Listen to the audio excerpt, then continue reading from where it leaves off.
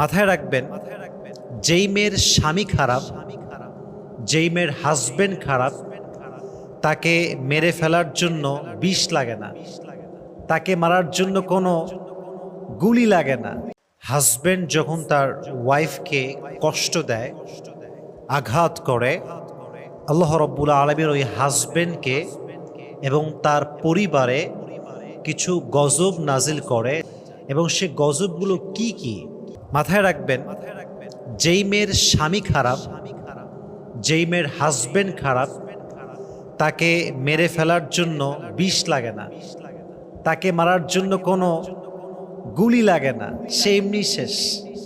যার হাজবেন্ড খারাপ, তার জীবন অলরেডি শেষ, তাকে মারার জন্য কোনো বিষ লাগবে না, কোনো গুলি লাগবে না, কিচ্ছু লাগবে না, সে এমনি শেষ হয়ে গেছে। আর আমি আসিফের পার্সোনাল পয়েন্ট অফ ভিউ হচ্ছে এইরকম, যে পুরুষ তার জীবনে সফলতার চূড়ান্ত পর্যায়ে পৌঁছে গিয়েছে, যে পুরুষের জীবনে R15 আছে, গাড়ি আছে, বাড়ি আছে, টাকা আছে, পয়সা আছে, জনপ্রিয়তা আছে, সব আছে, বাট একজন নেককার দিনদার মানসিক শান্তির স্ত্রী নাই, তার কাছে পৃথিবীর কিচ্ছু নাই। ঠিক কিনা বলেন?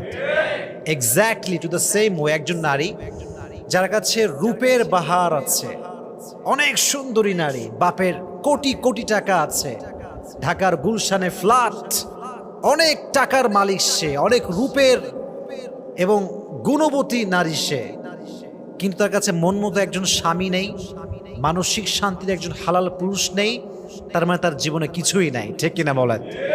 তাহলে বোঝা গেল স্বামীর জন্য স্ত্রী হচ্ছে বিশাল বড় নেয়ামত, আর স্ত্রীর জন্য স্বামী একদম সেম, দুটোই সেম।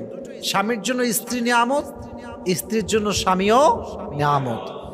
এটা অনেক বড় দামি জিনিস। তো যখন কোনো স্বামী তার স্ত্রী কষ্ট দেয়, তার প্রথম যে আযাব তাকে ফেস করতে হয়, সবচেয়ে বড় আযাব এটাকে আমি মনে করি, সেটা হচ্ছে যখন কোনো হাজবেন্ড তার ওয়াইফকে হার্ট করে, উইলিংলি অথবা আনউইলিংলি, যখনই হার্ট করে, কষ্ট দেয়, আঘাত করে, সেই স্বামী তার সুখ হারিয়ে ফেলবে, তার সুখ সে কখনো খুঁজে পাবে না। এর কারণ হচ্ছে শুধু স্বামী স্ত্রীর ক্ষেত্রে নয়, পৃথিবীর যে কোনো প্রান্তে কোনো মানুষ যখন মানুষকে কষ্ট দেয়, আঘাত করে, আল্লাহ ওই মানুষের সুখটা কেড়ে নেয়। কারণ মানুষকে অসুখী করে, কষ্ট দিয়ে পৃথিবীর কোনো মানুষ কখনো সুখী হতে পারে নাই। ঠিক এরা বলেন?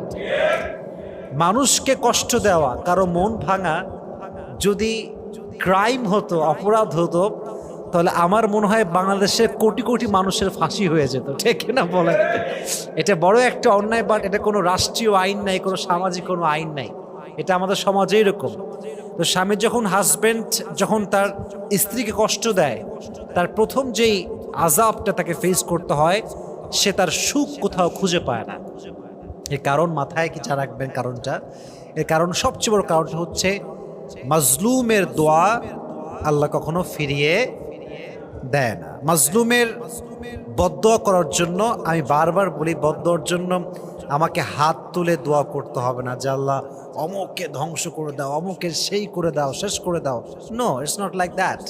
বদদোয়ার জন্য জাস্ট হৃদয়ের একটা অনুভূতি, কষ্ট, একদম বোবা কান্না, এটাই একটা মানুষের ধ্বংসের কারণ হতে পারে। ঠিক না বলে?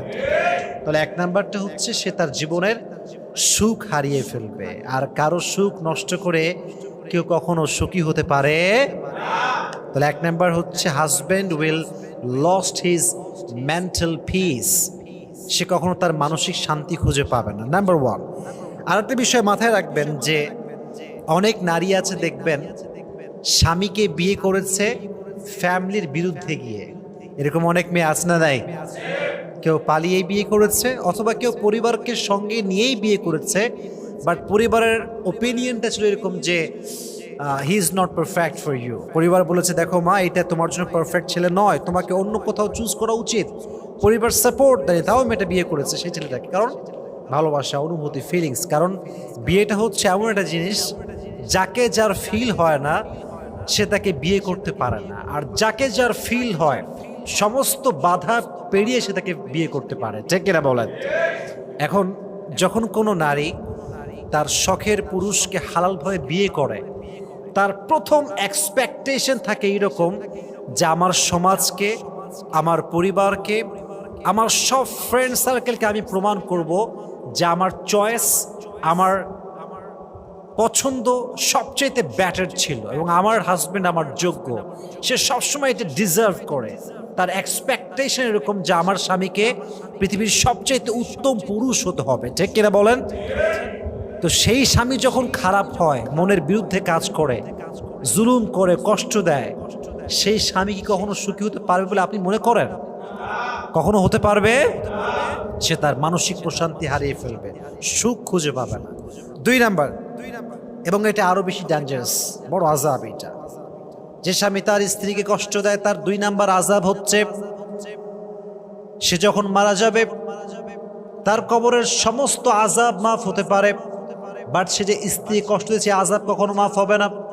এর কারণ হচ্ছে বান্দার হক হচ্ছে 2 প্রকার, এক হচ্ছে হকুল্লাহ, আর এক হচ্ছে হকুল ইবাদ। আল্লাহর হক হচ্ছে নামাজ পড়া, পড়েন নাই আল্লাহ মাফ করতে পারে। আল্লাহর হক হচ্ছে রোজা রাখা, পড়েন নাই আল্লাহ মাফ করতে পারে। বাট হকুল ইবাদ, যেটা মানুষের হক, আপনি নষ্ট করেছেন পৃথিবীর এই মাটিতে, যতক্ষণ পর্যন্ত ওই বান্দা মাফ না করবে ততক্ষণ পর্যন্ত আপনার ক্ষমা হবে। তাহলে পৃথিবীর সবচেয়ে জঘন্যতম অপরাধ হচ্ছে মানুষের হক নষ্ট করা। মানুষের হক যে নষ্ট করে সে মূলত ক্ষমা পায় না। আমরা মনে করি যে দিলাম কষ্ট, কি হবে, কিচ্ছু হবে না। কিন্তু আমরা বুঝলাম না যে এই দিন দিন না, আরো দিন, একদিন আসবে যেদিন আমাকে হিসাব দিতে হবে। হ্যাঁ, কাঠগড়ায় দাঁড়াতে হবে, আমাকে হিসাব দিতে হবে যে কায় কষ্ট দিয়েছিলাম আমি। এই জন্য প্রিয় ভাইয়েরা, নিয়ত করে ফেলি আমরা সবাই যে আমাদের জীবনে আমরা কখনো ইন্টেনশনালি, মানে ইচ্ছাকৃতভাবে, উইলিংলি আমাদের ওয়াইফকে আমরা কখনো কষ্ট দিব না। রাজি আছেন তো ইনশাআল্লাহ?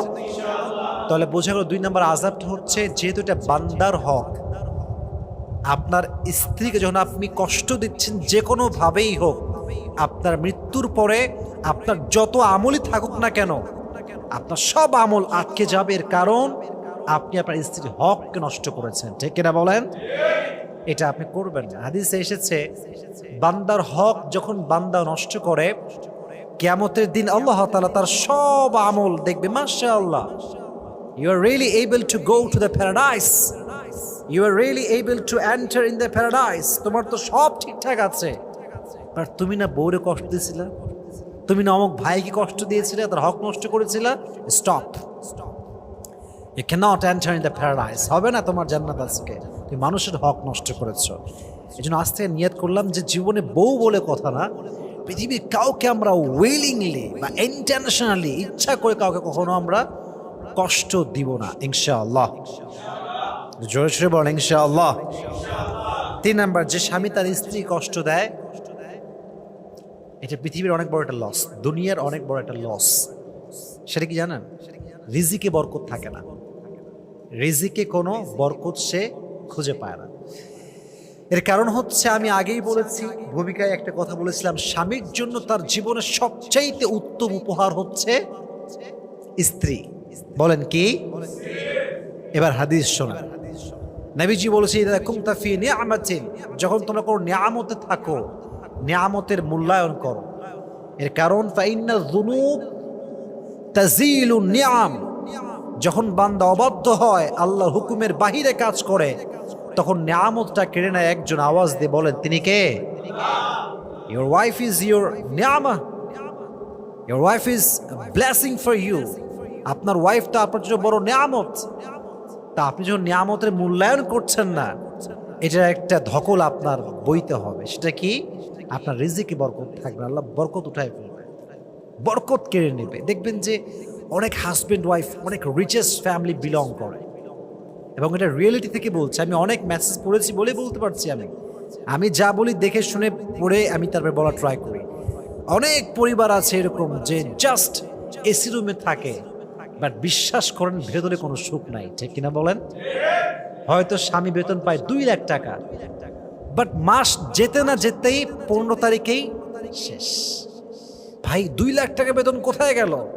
বলে আমার স্ত্রীর মেকআপ ওইটা, আমার ছেলের স্কুল ফি ওইটা, অমুক খরচ, গাড়ির খরচ, ফ্ল্যাট ভাড়া, সব কিছু মিলায় 15 তারিখে শেষ। অথচ একজন যুবক যে হালালভাবে ইনকাম করে, স্ত্রীকে ভালোবাসে, যত্ন করে, কেয়ারিং লাভিং হাজব্যান্ড, সে তার 2 লাখ টাকা লাগে না, সে 10,000 টাকা দিয়ে সুখে সুখে সংসার করে, ঠিক কিনা বলেন? আল্লাহর যে রিজিকের বরকত আছে এটা উঠে যায়। আল্লাহ আমাদের সবাইকে এটা বোঝার তৌফিক দান করুন, পড়া আমিন। তাহলে স্ত্রী কষ্ট দিলে আপনার রিজিকে বরকত থাকবে না, এটা কিন্তু বড় মারাত্মক জিনিস। রিজিকে বরকত যদি পেতে চান, স্বামী স্ত্রীর মাঝে বন্ডিং ভালো হতে হবে এবং ভালোবাসা শুধু আল্লাহর জন্য হওয়া লাগবে। রাজি আছেন তো ইনশাআল্লাহ? 4 নাম্বার সবচেয়ে বড় আযাব এবং সবচেয়ে বড় পানিশমেন্ট, সেটা হচ্ছে এই স্বামী যখন তার স্ত্রীকে কষ্ট দেয়, এটার এফেক্ট তার সন্তানের উপরে পড়ে। আমি আগেও একবার একটা লেকচারে বলেছিলাম এই কথাটা। স্বামী যখন তার ওয়াইফের সঙ্গে রুডলি বিহেভ করে, এটার প্রভাব সন্তানের উপরে পড়ে। এবং যখন এটা আমি বারবার বলি, দেখেন, আপনার বাবা যদি চোর হয়, আপনাকে মানুষ ব্লেম করবে, চোরের ছেলে। আপনি যদি ডাকাত হন, আপনার বাপকে বলে মানুষ ডাকাতের বাপ। কথা ঠিক আছে কিনা বলেন? আমাদের গুনাহ মাঝে মাঝে পরিবারের জন্য গজবের কারণ হয়ে দাঁড়ায়। যে বাবাগুলো আজকে ওয়াইফকে কষ্ট দেয়, তারও তো একদিন মেয়ে হবে, হবে কি হবে না? তার মেয়ে বড় হলে একদিন বিয়ে হবে কি হবে না? তো বাবা হয়ে সে তার স্ত্রীর উপর জুলুম করেছে, আগামীকাল তার মেয়ে একজনের স্ত্রী হবে, তারও জামাই হবে, তার জামাই যে তার বউ কষ্ট দিবে না, এটাই কোনো গ্যারান্টি আমাদের কাছে আছে? তো আমরা বাবা হিসেবে যদি এক্সপেক্ট করি যে আমাদের মেয়ে সুখী হোক, তাহলে আমাদেরকে অবশ্যই ওয়াইফের সঙ্গে ভালো হওয়া লাগবে। জৈসা করোগে ওয়ৈসা হি মিলেগা, এটা পৃথিবীর নিয়ম। ঘুরে ফিরে সব ফিরে আসে, সব চলে আসে এক সময়, সব ব্যাক করে। যত জুলুম করেছি, অত্যাচার করেছি, আজ না পাই, 1 বছর পরে গিয়েও কিন্তু মানুষ ফিল করে যে আমি অন্যায় করেছিলাম, ঠিক কিনা বলেন যুবক ভাইরা? তাহলে বোঝা গেল সন্তানের উপর এটা এফেক্ট করতে পারে। তো আপনি যদি আপনার সন্তানকে জুলুম থেকে বাঁচাতে চান, স্ত্রীর সঙ্গে ভালো ব্যবহার করবেন। আমাদেরকে এটা তৌফিক দান করুন, সকলে পড়া আমিন। 5 নম্বর হচ্ছে এই সন্তান রিলেটেড, সেটা হচ্ছে যদি কোনো স্বামী তার স্ত্রীকে কষ্ট দেয়, আঘাত করে, আল্লাহ তাকে নেক সন্তান দান করবে না। নেক সন্তান দান করবে না। বলবেন যে হোয়াট ইজ দ্য লজিক? রেফারেন্সটা কি, লজিকটা কি? দেখেন, আমার কাছে যে লজিক আছে, লজিকটা হচ্ছে এইরকম, মাথায় রাখবেন, স্বামী স্ত্রীর সম্পর্ক হচ্ছে একটা হালাল সম্পর্ক। হালাল সম্পর্ক। একজন স্ত্রী যখন তার স্বামীর থেকে মেন্টালি টর্চার হয়ে পাগল হয়ে যায়, কষ্টে তার জীবনটা আধমরা হয়ে যায়, মাথায় রাখবেন, এটা আমি অ্যাকচুয়ালি বলতে শাই ফিল করছি, বাট বলতে হবে আমাকে। যেই রিলেশনের মাধ্যমে, ফিজিক্যাল রিলেশনের মাধ্যমে সন্তান আসে, এটা কিন্তু হালাল রিলেশন, এটাকে আল্লাহ বৈধ করেছেন। বাট যখন তার স্বামী কষ্ট দিতে দিতে দিতে তাকে মেন্টালি শেষ করে ফেলছে, তখন একজন স্ত্রীর ভেতরে যে ওই মনোমানসিকতা যে স্বামীর সঙ্গে সে একটা রিলেশন করবে, ফিজিক্যাল রিলেশন, ওইটা থাকে না। সে যা করে বাধ্য হয়ে করে। ফলে যখন সে জুলুমের শিকার, মাজলুম আসে, তার ভেতরে শান্তি নাই, স্বামী স্ত্রীর ভেতরে বন্ডিং নাই, সুন্নাহা নাই, আল্লাহর হুকুমের আদেশের পালন নাই। বলেন তো, এই অবস্থায় সেই মেয়েটার যে সন্তান গর্ভে ধারণ করবে, সে কি কখনো নেক সন্তান হতে পারবে? উভয় পক্ষের সাপোর্ট লাগবে। স্বামী ভালো হতে হবে, দিনদার হতে হবে, মা দিনদার হতে হবে, স্বামী স্ত্রীর ভালোবাসা সুন্দর হতে হবে, বন্ডিং সুন্দর হতে হবে। স্বামী স্ত্রীর ফিজিক্যাল রিলেশন করছে, স্ত্রী ঠেকায় পড়ে করছে যে কি করব, না করলে তো কিছু করার নাই, বাধ্য হয়ে করছে, এখানে আসলে নিয়ামতটা আসবে না, সুসন্তান আসবে না। সুসন্তান পেতে চাইলে দোয়া করতে হবে এবং স্বামী স্ত্রীকে ভালোবাসতে হবে, স্ত্রী তার স্বামীকে ভালোবাসতে হবে, ঠিক কিনা বলেন? এবং দোয়া পড়তে হবে। সকলে আমার সঙ্গে পড়েন, রব্বানা হাবলানা মিন আজওয়াজিনা ওয়া যুররিয়াতিনা কুররাতা আ'য়ুন। এই দোয়া যে বেশি বেশি পাঠ করবে, আল্লাহ তাকে নেক সন্তানও দান করবেন, নেক স্ত্রীও দান করবেন। সুবহানাল্লাহ পড়েন।